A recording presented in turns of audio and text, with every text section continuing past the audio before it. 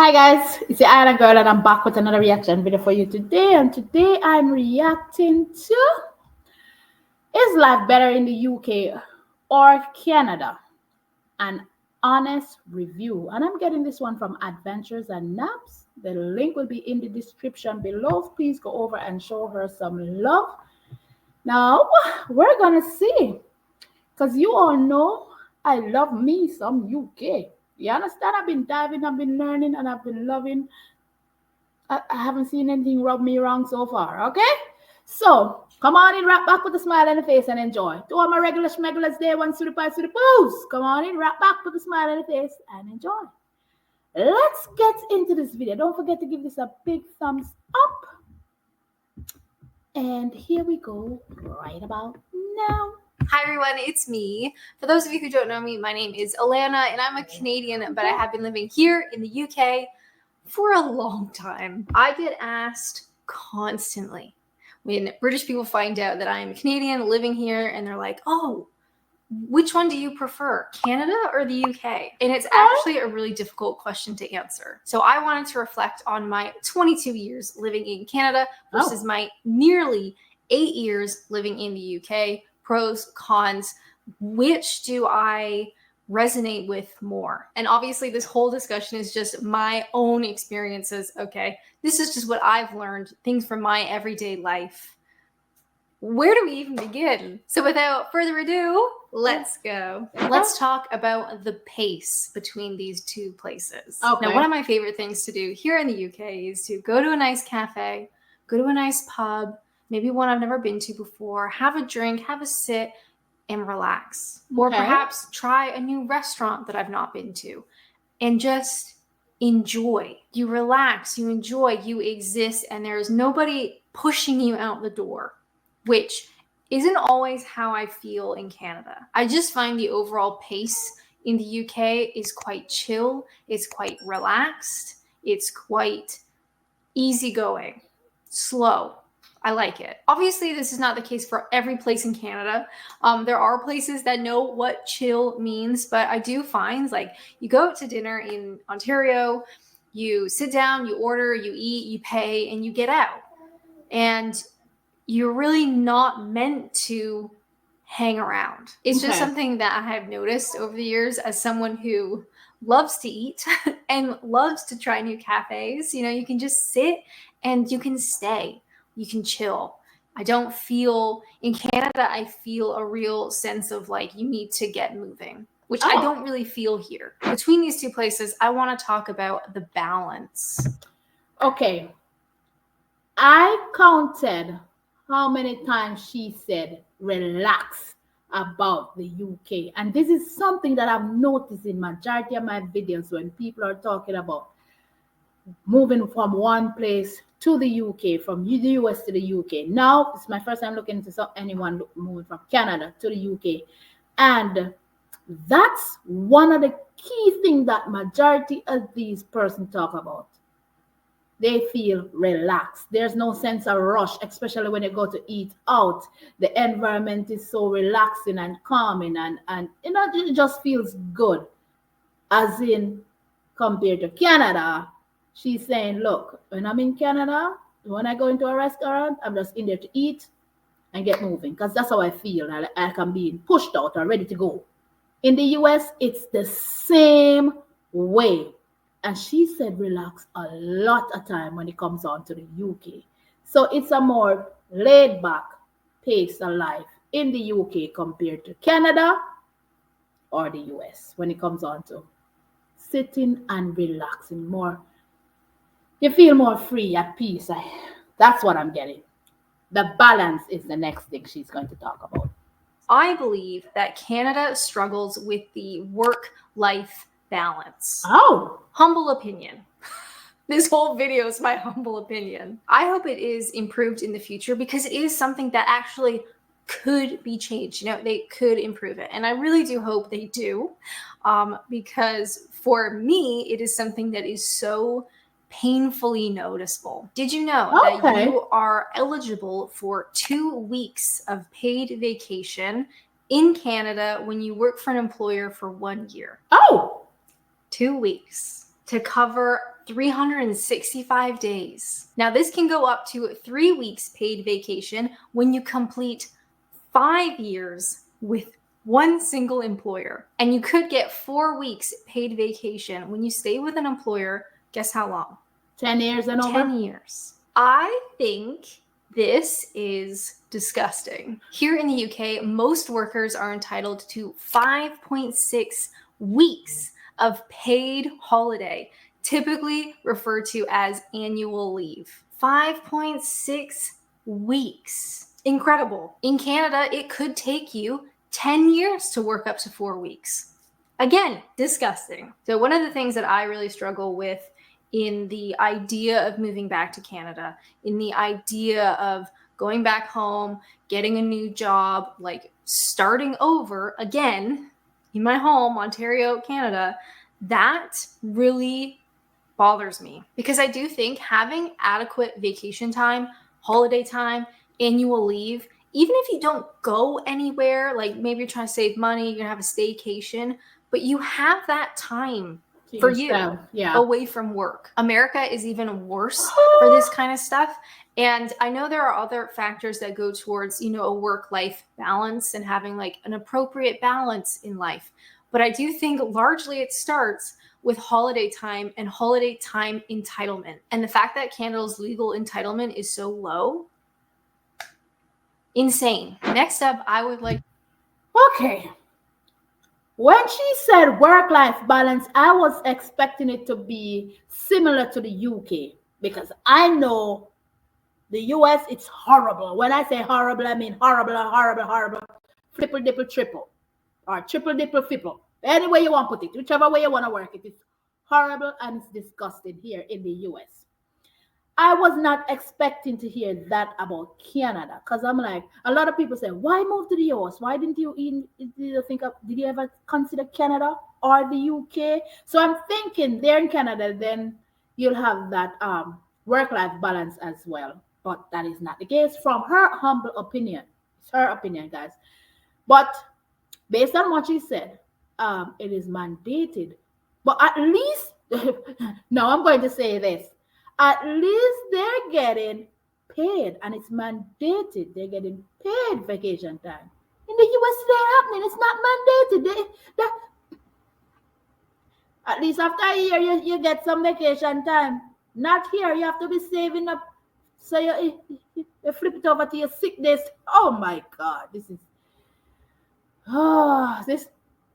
first time I looked at a video and they said get the 5 to 6 or even 7 weeks paid vacation, annual leave from work. I was what? What? I was shocked out of my wits. Paid, a year. And I'm like, you got to be kidding me. More quality time, more family time. You can actually plan a vacation and plan to go somewhere. Not like the US. So she's saying Canada is the same way. There's no balance. Guys, I'm not gonna lie. Oh, to talk about the attitude. And this one is a little bit spicy. Stereotyping entire nations is obviously a mistake. Yeah. But let me share my experience. Okay. Both Brits and Canadians can be very funny, can be really funny and kind and welcoming and interesting. Okay. And to be fair, both places are built upon immigrants. Yep. But Canada is much more recent. So I had a lot of friends growing up that were first generation Canadian, even like my family. I was born in Canada. My parents and my grandparents were born in Canada, but great grandparents and onwards were all over the place. The UK, of course, if you go back far enough, was built on immigration, but it's just like, it can be maybe a little bit too far removed, too distant. Now, attitudes towards immigrants. Here we are. I have had British people tell me, go back where I came from. Oh. I've had them tell me they don't want me here. I've had grown men email me and tell me how disgusting and horrible I am and that I should leave and that nobody wants me here. The other day, I actually had teenagers shout at me, Yanks. But the Canadian me, I couldn't bring myself to correct them that I'm actually Canadian. Of course, anti-immigrant attitudes exist in Canada, but I feel like we are so recent. Like there's such a connection to immigrants because a lot of us still are in Canada. But I will just say there is a very loud minority, one would hope, of British people who hate immigrants and will happily tell you so. It can be tough when I have gone through so much to live here and I have fought to be here and I love it here. This is my second home. You know, I've been here for a long time and I would like to stay here for a long time. And it is kind of like not heartbreaking, but it's upsetting when British people turn to you and say, well, we don't even want you here. So why don't you go back to where you came from? Next up, let's talk about the cost. Woo! Honestly, I wasn't expecting that one bit. Not from my British people. No, no, no. I wasn't expecting to hear that out of her mouth. That is sad. That is mean for somebody to say that. Grown twits to say that. That is rude, and I apologize for them, even though I'm not living in the UK. But I've come to love the UK so much. Just I can't wait to visit and move there eventually. So it's interesting that that was said to her, and it's her opinion, guys. It's her honest review of what happened to her. So it's not outside of people telling her. This is her actual experience. And Canada, on the other hand, is not like that. So that's that's wow. That blew me away. I didn't expect to hear that about no. Yeah. Cost. So this is obviously very difficult to compare, but it is wildly important. The cost of living in both England and Canada kind of sucks. Not everywhere, but it is difficult. Buying a home here in Kent. Kent is where I have lived in England. This is my home base. This is my second home. Buying a house here sucks. But to be fair, buying a house in Southern Ontario, where I'm from, also sucks.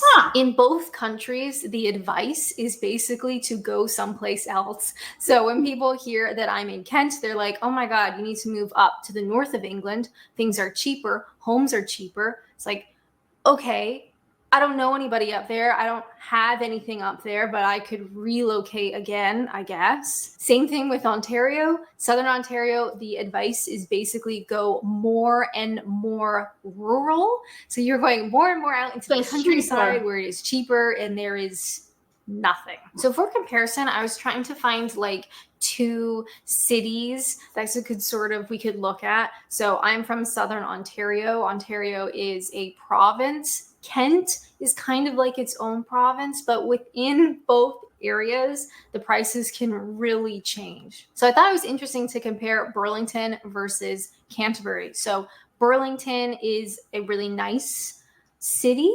The population as of 2017 was over 200,000. So like pretty decent size. On Numbeo, I can never say that word properly. On this website, comparing Canterbury to Burlington was quite interesting. So prices in Burlington tend to be lower than Canterbury. However, if you look at rent prices in Burlington are 45.4% higher than in Canterbury.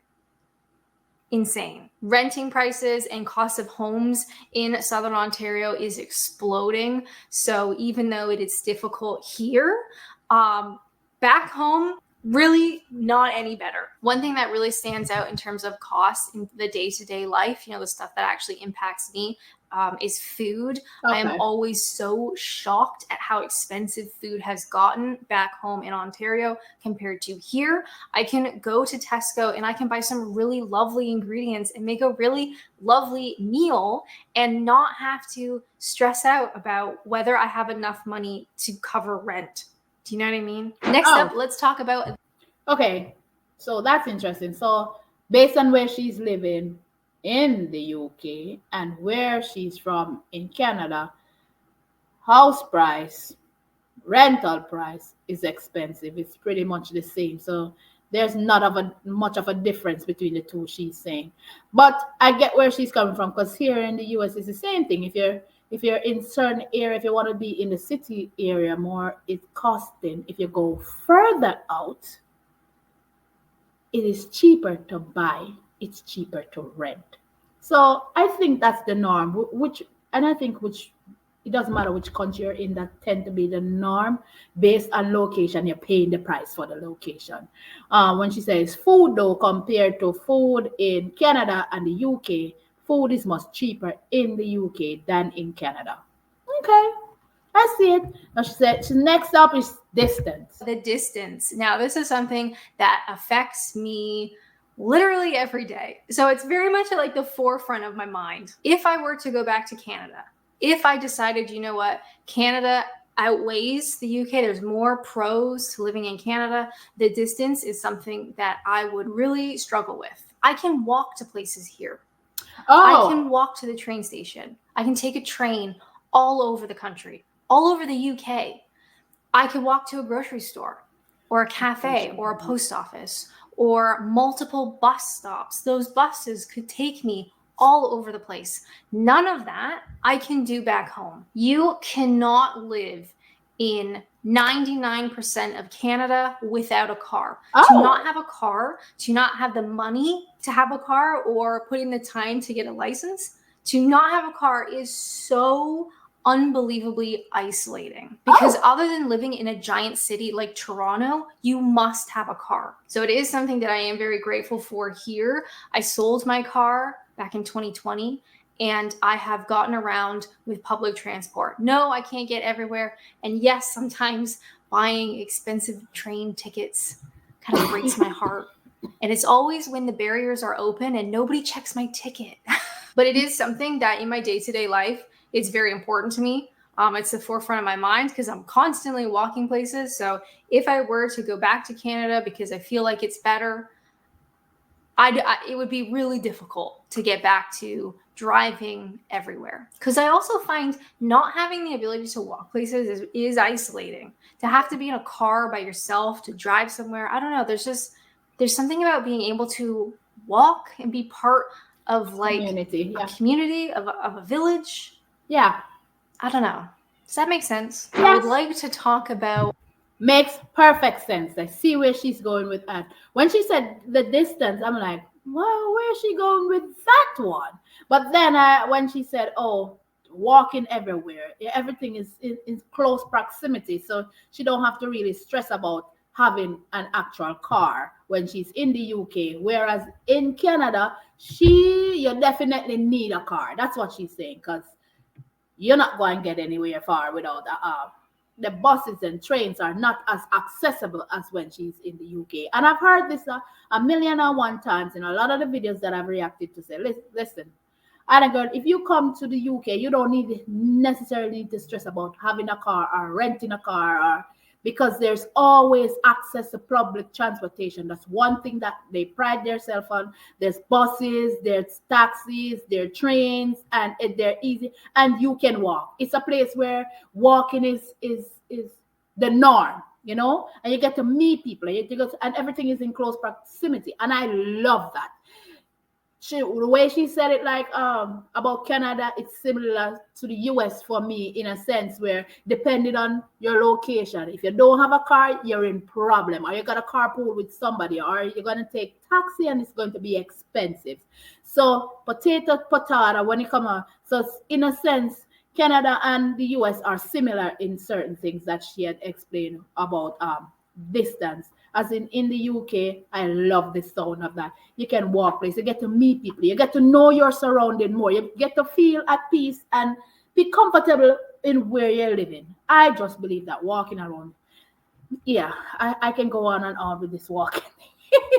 The connection is the next thing. The connection. And this is probably the most important and the most difficult. Whenever someone asks me, my dentist, finds out I'm from Canada.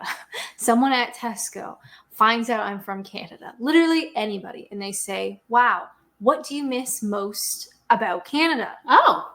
And really, it comes down to my friends and family. Okay. That is the first thing that comes to mind. And that is the thing that I cannot replicate here. Yeah. Of course, that's not the UK's fault. It's just the thing that stands out the most to me. So much of the things available in Canada, a lot of people ask for like food or like hobbies or that kind of stuff. Most of that, like 90% of it, I can replicate here. I can find food that is so similar, if not the same, hobbies that are the same, similar, like so much can be replicated in the UK. But friends, family, they just can't. No. And this is something that even nearly 8 years in, it still sucks. I can make friends here, certainly, and I have some lovely, lovely friends, but I also miss the friends that I've had since I was a kid. You know, it's just family, childhood friends. It's very difficult. And to be fair, a lot of the expats that I have known over the years have ultimately left the UK because of this. Because quite simply, it is just, it's not easy. Now, is life better in Canada or the UK? Well, I don't know. There are a lot of things that I love about here. I love the culture. I love the balance. I love the pace. I love the distance. But there's also a lot of things here that I don't like. And my family's not here. And I struggle with that, you know, every year. So is one place better than the other? I wish I knew. In any case, I feel very privileged to have two homes. I have a home here in England and I have a home back in Ontario. Some people might find that very disorienting and very like, you don't feel grounded because you're kind of like stuck in between two places. But I'm trying, over the years, I have realized it's better to look at it as a privilege. Because it is. I am able to experience life in both places for better or for worse, for pros and cons in each place. And my life is improved because of it. Even though it's not easy, it's still a privilege. Now, I love learning about British culture, and one of the ways to do that that is very fun is through TV. So if you want to watch more content, definitely check out this one where I try to... So I loved the way she said the last one when it comes on to community. And I get it. Whenever you move somewhere and your family is not there, or the friends and family that you've used to or you grew up with and you hold close to your heart, it can be hard. It can be difficult. And when she said which is better, she doesn't know because there's so much she loves, and majority of and all the topics that she pointed out, it was leaning more on the UK side, but it doesn't outweigh or outbe family and friends. You see how it boils down to that last point that she made about community, and that's understandable. But I love the way she said it's a privilege, and it is to have the experience of living in two different places, to experiencing two different culture, experiencing the love of people. You understand? Here, there's no life balance, work-life balance. Here, there is. It's so beautiful when people look at it that way. Beautiful video. Like I said, the link for her channel will be in the description below. Please go over and show her some love. Great video. I like the way she explained everything. Give this one a big thumbs up, guys. Be good, be kind, love each other. Go outside, experience the world. Smile. What else? That's it from me. I hope you guys enjoyed this video. Let me know your thoughts in the comment section. Did you think that she was going to lean another way? Did you think she was going to pick one country over the next? Let me know what you think. Be good. Love you guys.